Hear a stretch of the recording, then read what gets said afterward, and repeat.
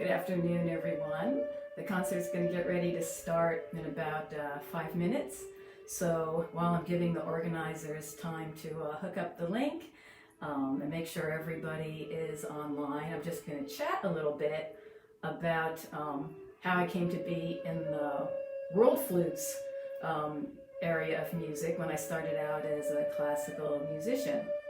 What you hear playing in the background is a song from my first album, Under the Stars, and this particular song is called Condor, and it's also the one that you can find in the documentary video about making my first album. And when I talk about this album, I say I accidentally released a New Age Native American flute album. And how can you accidentally release an album? Well, what was happening was I was actually in the middle of rehearsing for a different album, which would come out a few years later, and we were having trouble scheduling rehearsals and things were just not going smoothly. And my husband came up to me one day and he said, "Why don't you make an album of your own music first, and not wait for this other, album, this production to come together?"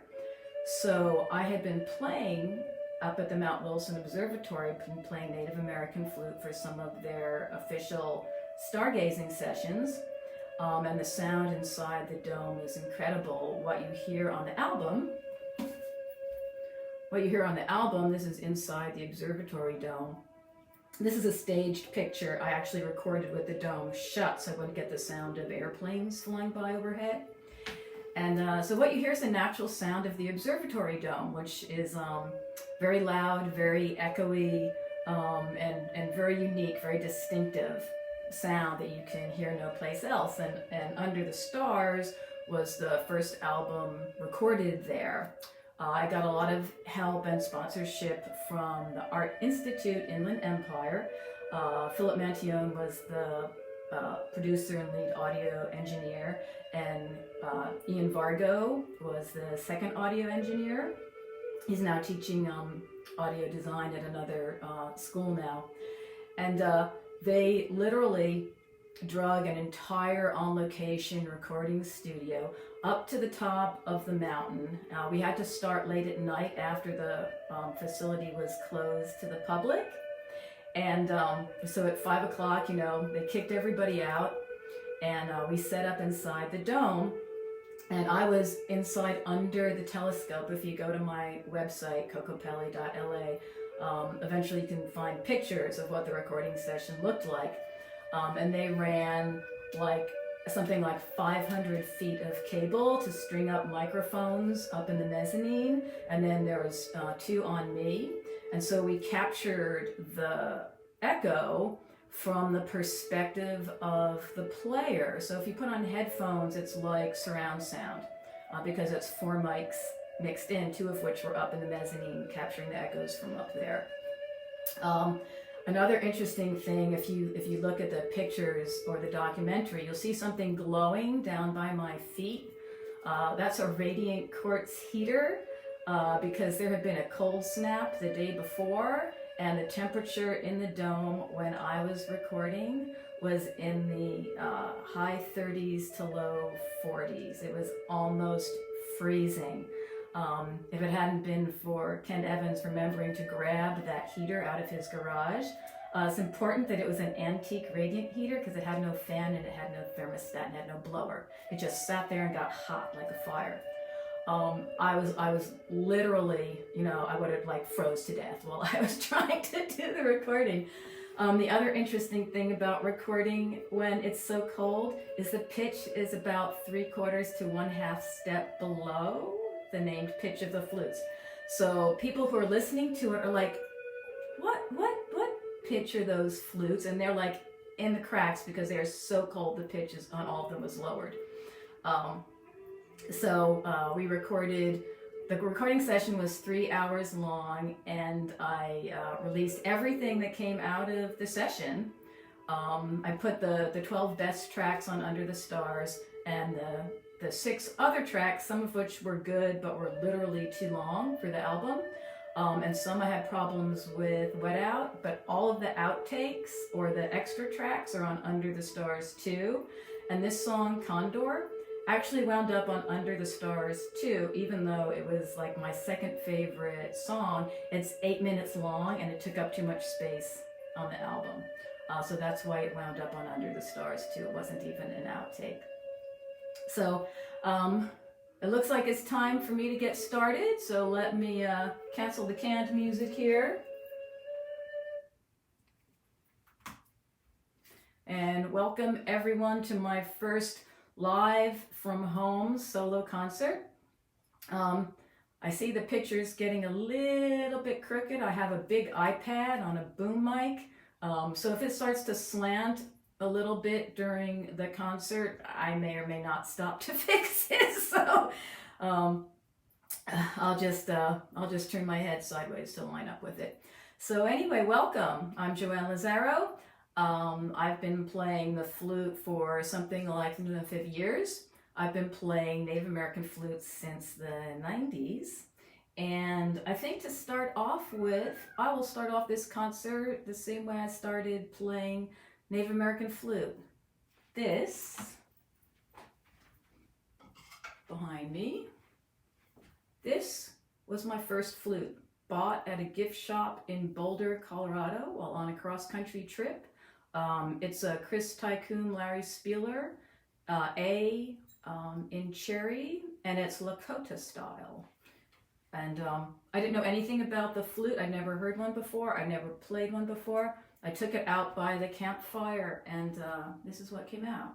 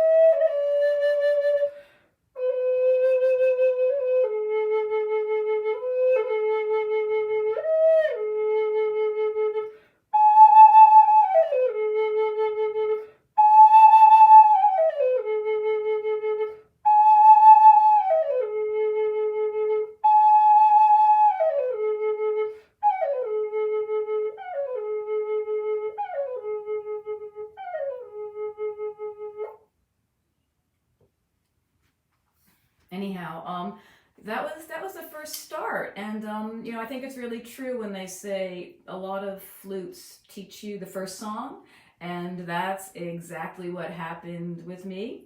I know there's people saying lovely comments. I can't read them from as far away as the camera is, but I'll try to answer your questions afterwards. So please go ahead and leave comments, and I'll try to talk a little bit about the flutes so you know what I'm playing. I said I would play some of my more unusual flutes today, and also some of my favorite flutes. So let me switch over to my newest flute.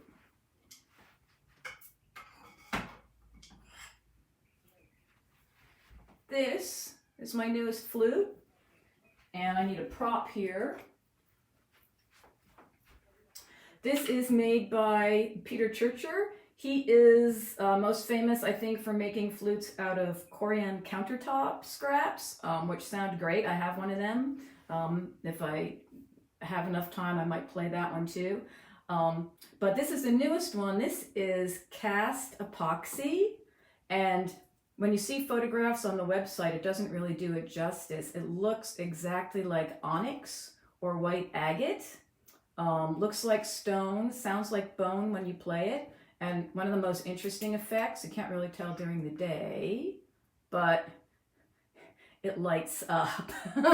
So it's a beautiful looking flute, really a conversation starter, and it sounds great too. It's got big holes, which makes it really easy to half hold down here. So let's see what comes out of it today.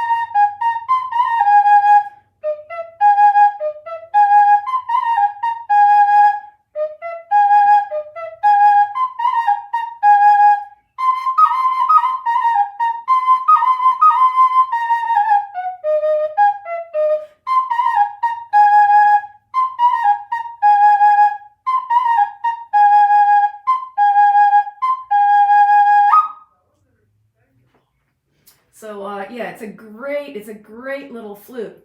I had said when I talked to him, I wanted something that I could leave in the car without cracking. So this is going to become a car flute because it can withstand being kept in the trunk of a car. But it's an amazing little flute. So if you've been hearing about these cast epoxy resin flutes that he's making and wondering if they sound good or if they just sound like plastic or whether they look good or not, they're just stunning to look at. They sound great. They sound like bone.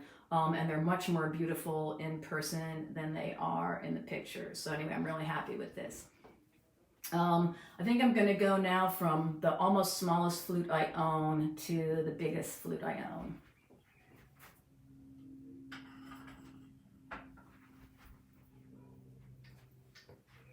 this is a Brad Young walking stick flute.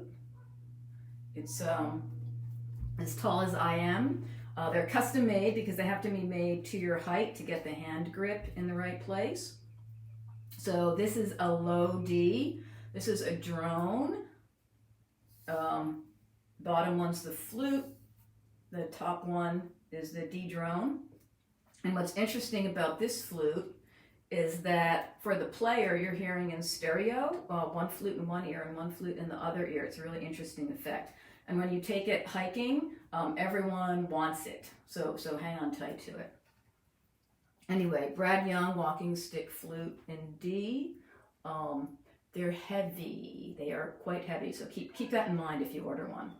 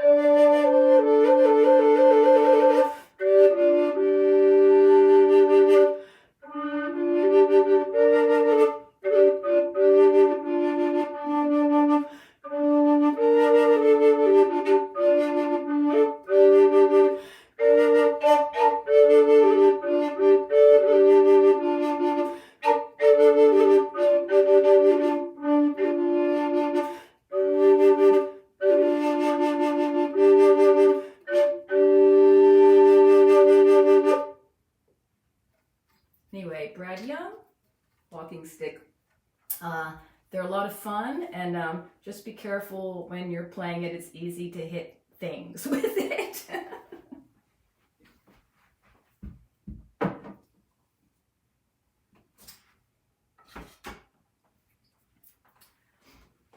So a lot of what I learned to play, the style that I developed, is I was learning, I think was really launched by the kinds of flutes that I had gotten in the very beginning.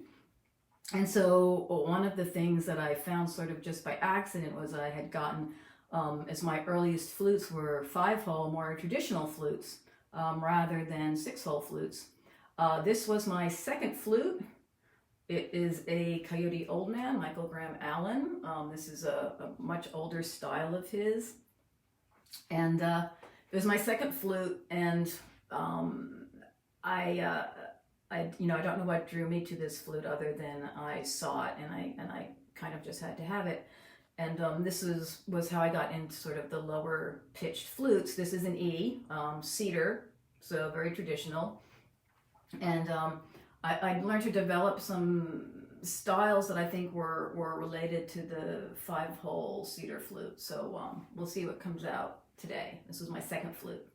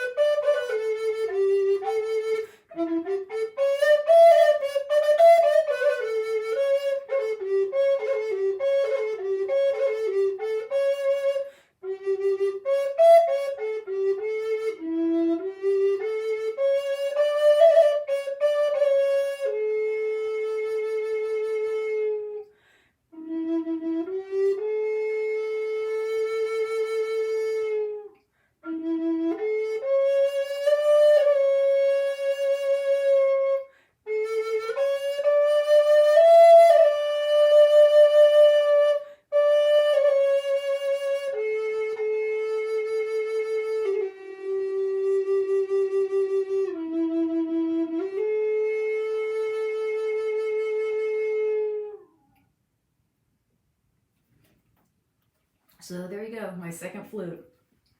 I've got a lot of different flutes I could play today, so I think I'm going to go to indigenous people's flutes. It's like way, way far away, and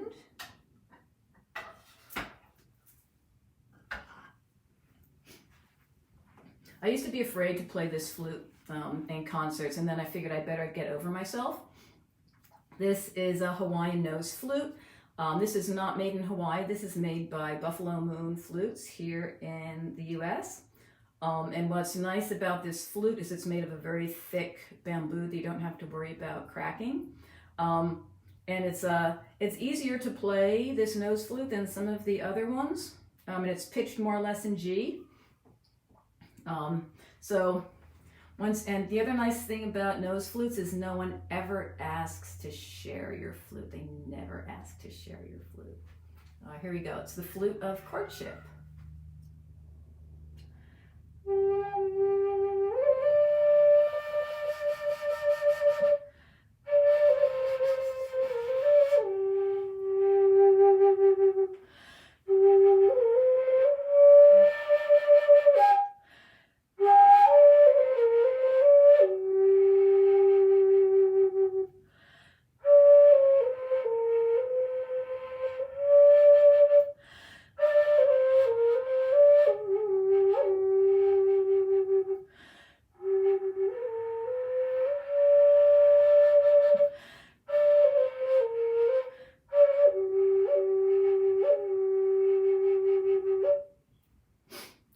So if someone still wants to date you after they've seen you courting with a nose flute, they're a keeper. So anyway, Hawaiian nose flute.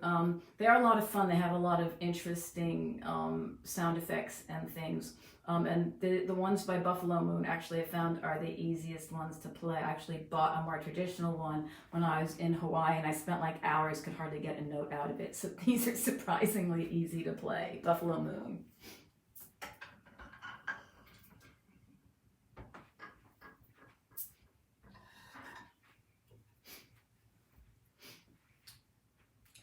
So a lot of times we talk about Native American style flutes versus Native American made flutes. And I have both in my collection, and I appreciate the spirit and the quality that goes into every flute, whether the person's indigenous and enrolled, indigenous not enrolled, not indigenous at all. There's a lot of spirit that goes into the flutes. This is a Tim Blue Flint, shades of res, and he is an indigenous maker. And I got a lot of time to hang with him at his booth at the Autry Museum the past couple of years. And I picked out this flute. This is a very special flute. He was trying to understand the difference between pitch levels on flutes, whether A440 and A432 were actually that much difference. And so he took one block of wood, and I believe this is a walnut, but don't quote me on that. I think it's walnut. And he took the same block of wood and he carved two flute blanks side by side, so an identical piece of wood. And he made one at 440 and one at 432, and these are both they're both F sharp flutes. And so I sat there in the booth and I played it, both of them back to back for about a half an hour, and I had some friends there listening, and everyone agreed that this 432 flute sounded completely different than the 440 flute. There's just a whole different feeling about it. And he actually plays this in a video out in the canyons. It's up on his website, and he wasn't going to sell it. He just had it sort of an example of 440 versus 432. And then after I played it for a while, I said, okay, it can go on to a new home. So Tim Blue Flint, thank you very much for letting me bring this flute sort of out into the world. So this is one of the lower pitched flutes, and it too has its own very, very special voice that Tim gets out of his flutes.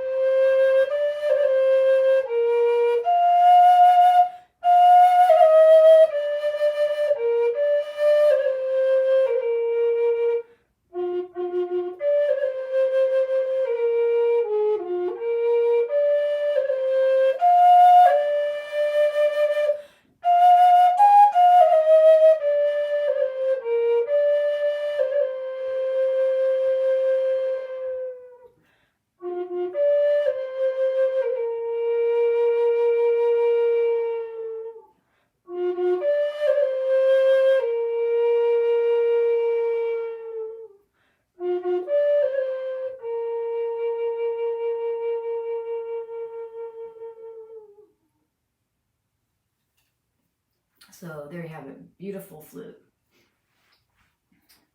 So,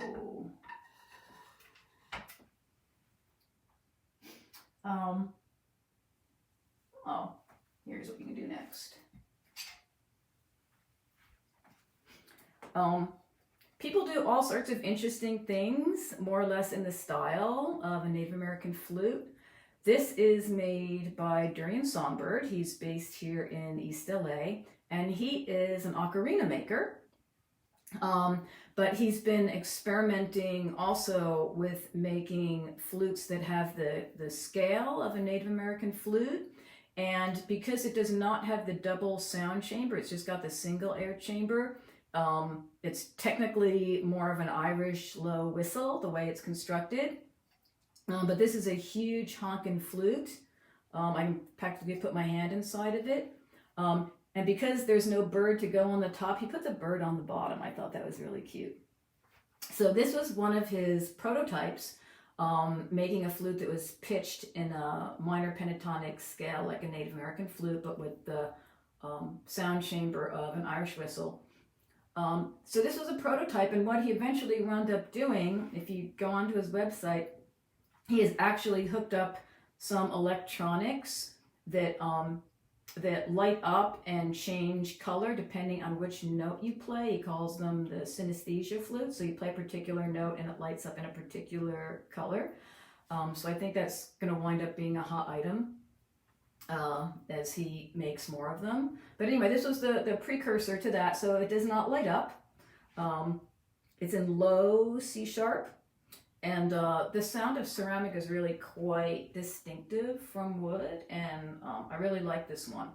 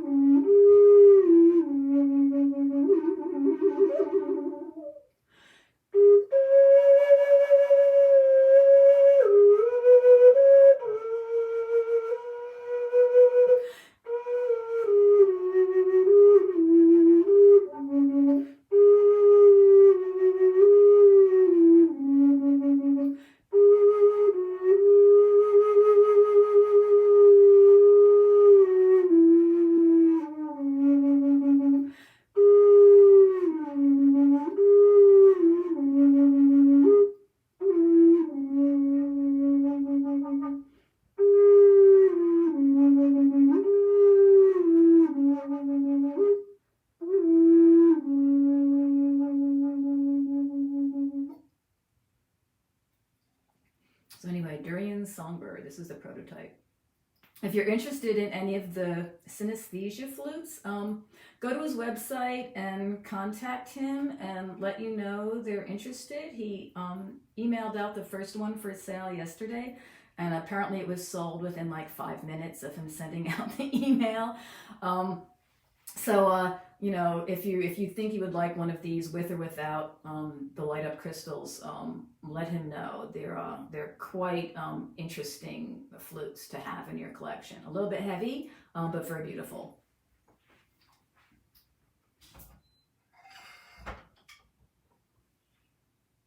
So, I was going to play this at the beginning, and was busy trying to adjust my iPad. So, a death whistle made by Javier Icheot. He's on Facebook. Sometimes you can get these at the Oregon Flute Store. I tried this one out at the World Flute Society conference a few years ago. And as soon as I tried it out, I had to have it. Be forewarned. You should not fly with one of these in your luggage.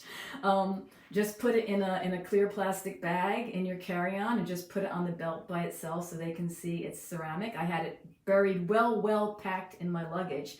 I couldn't fit the box that it came in, so I took it out of the box and I wrapped it up in lingerie.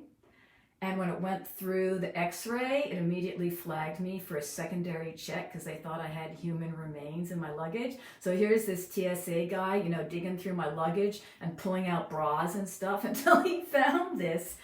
And he said, "It's not real, is it?" I said, "No, it's ceramic." You know, he said, "What is it?" I said, "Well, it's called a death whistle." He said, "Do people die when you play it?" I said, "No, it's just scary sounding. You know, do you want me to play it?" He's like, "No."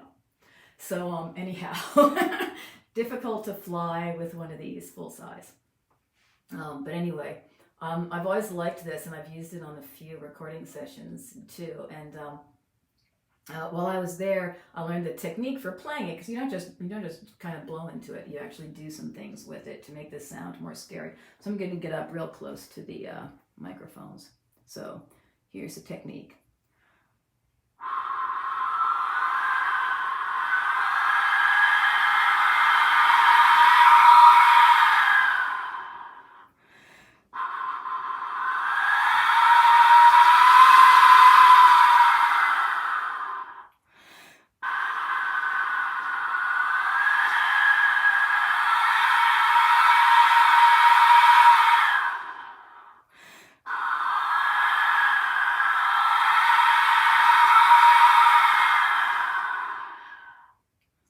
So with the big ones, the waving of your hand actually contributes to the sound effect. So they're very mystical and interesting. And I think on my next album, I'm gonna do a few samples of this, and it's gonna run in the background of one of the more strange tunes, I think.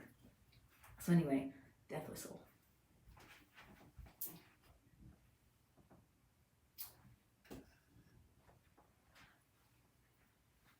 Now here is a triple A flute from High Spirits.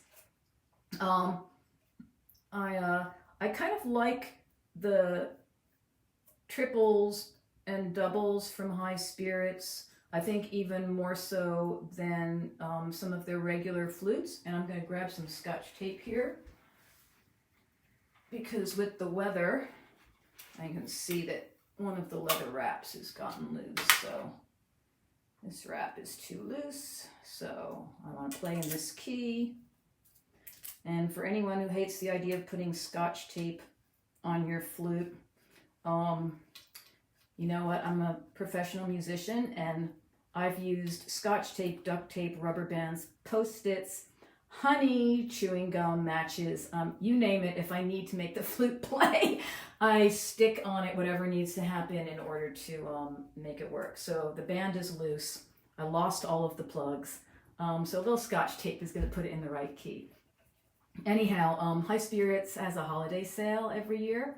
So I wait for the holiday sale, and then I pick up one of the beautiful drone flutes. So this is an A walnut harmony drone. So you got the main flute in the middle, an A drone on one side, and then the harmony flute on the other.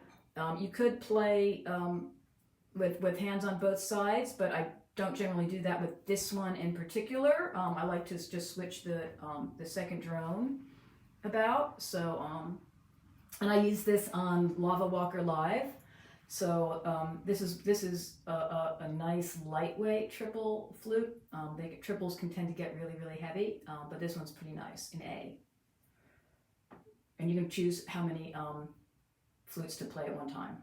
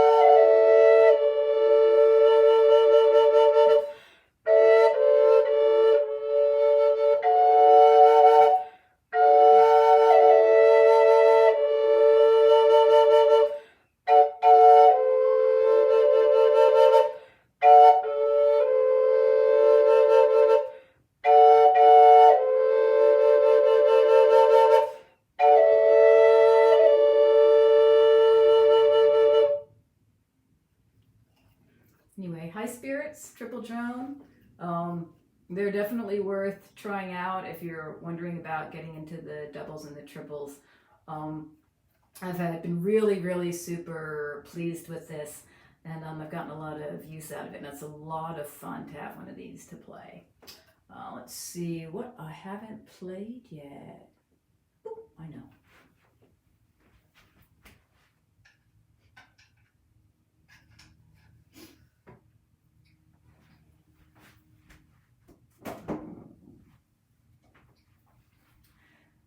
Sometimes a flute just kind of pops out at you.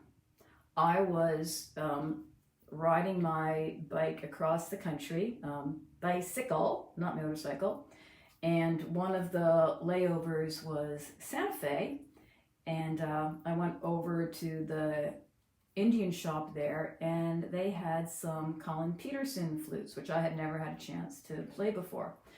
And I was telling myself I certainly did not need another A flute.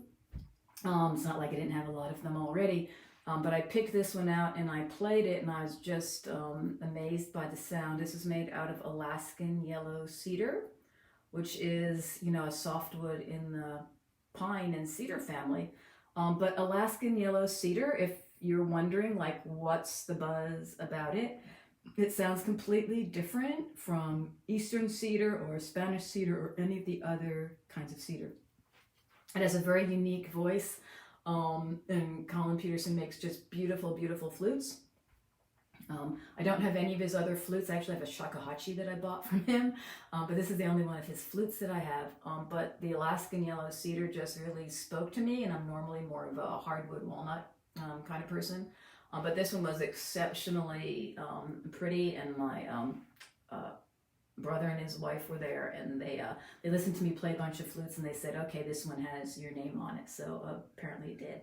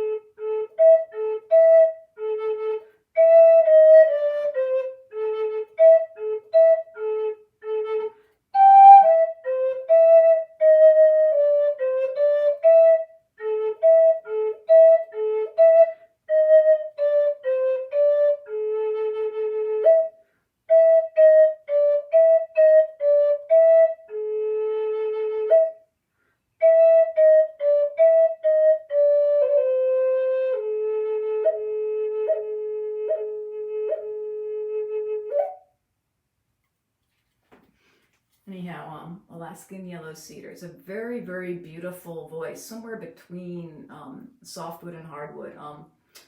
Very warm, but very expressive and responsive. I really love it. So, let us grab a flute. Here we go. Sometimes a flute gets gifted to you, and I got this from Al Jewer, and I played it in a recording session, and after I got done playing it, he said, oh, you play it, you know, it likes you better than it likes me, so take it home with you. I don't even know the maker. There's like no mark on it. It's got this beautiful hand-carved turtle on it. It's a beautiful little drone. It's 5 holes, but it's not the standard finger pattern for the 5 holes. And but it's a cute little flute, and it just sounds amazing. And it's the tiniest drone that I have here. So the turtle flute, because I don't know who made it.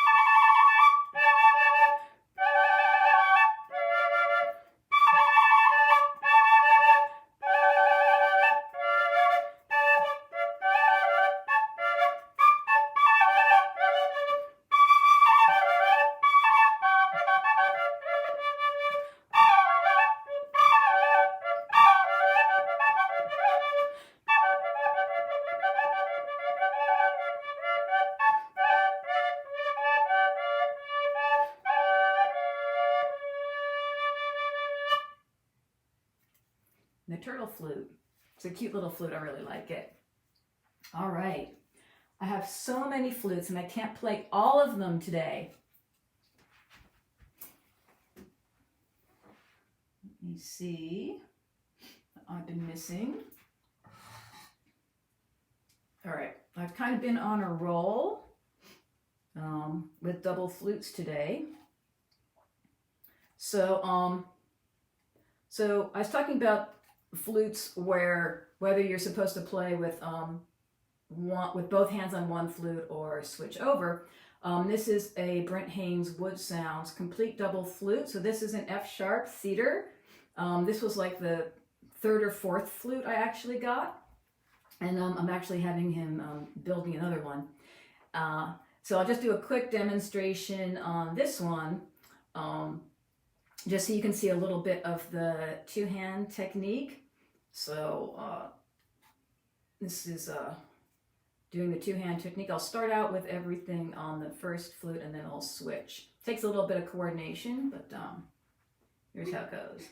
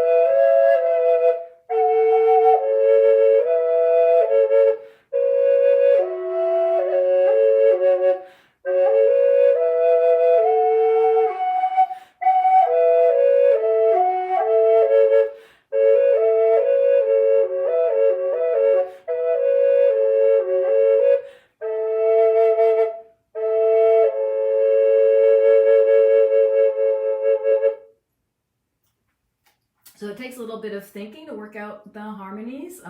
You can, bring out your inner keyboard player because you have to harmonize with both hands.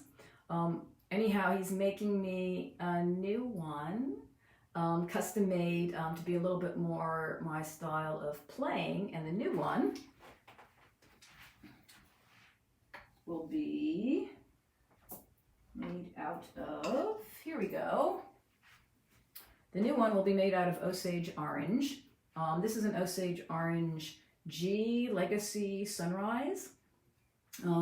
I've really developed just this extraordinary bond with Osage Orange. Something about the voice, it's a very hard wood. This was, I think, from a recycled fence post that he got a load of, which hence the big gash filled in the middle of it.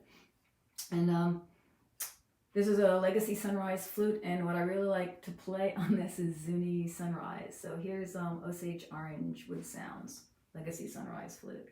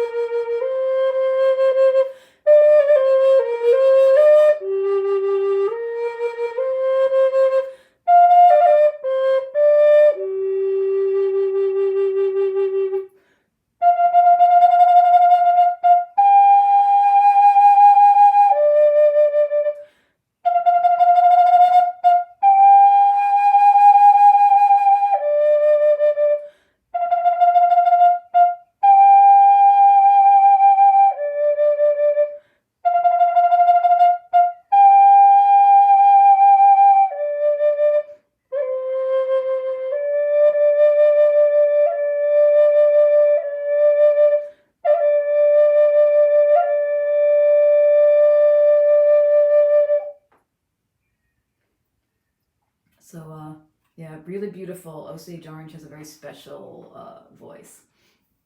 So if you haven't tried a flute out of Osage Orange, really try it out. And if you ever have a chance to play a wood sounds flute, Brent is really going above and beyond designing flutes that achieve a very particular sound quality. It might not be for everybody, but if what he's trying to do is for you, he really puts a lot of effort. The flutes are very meticulously tuned, so they play at the right pitch at sea level. And I've been super happy with these flutes. Everyone that I have by him has been just amazing. So, all right, I see I only have a few minutes left for the hour, so I'm going to play now my most unusual flute.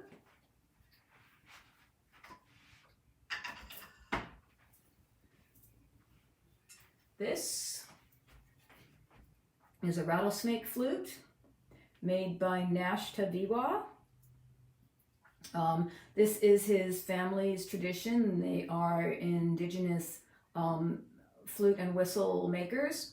And this is his own design, the triple rattlesnake. It's in F minor and with a C drone in the middle. And it's got two separate flutes that you are meant to play.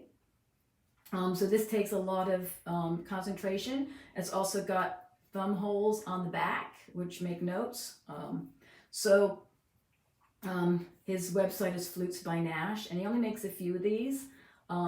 So if you desperately want one after you hear this, go to his website and contact him and let him know.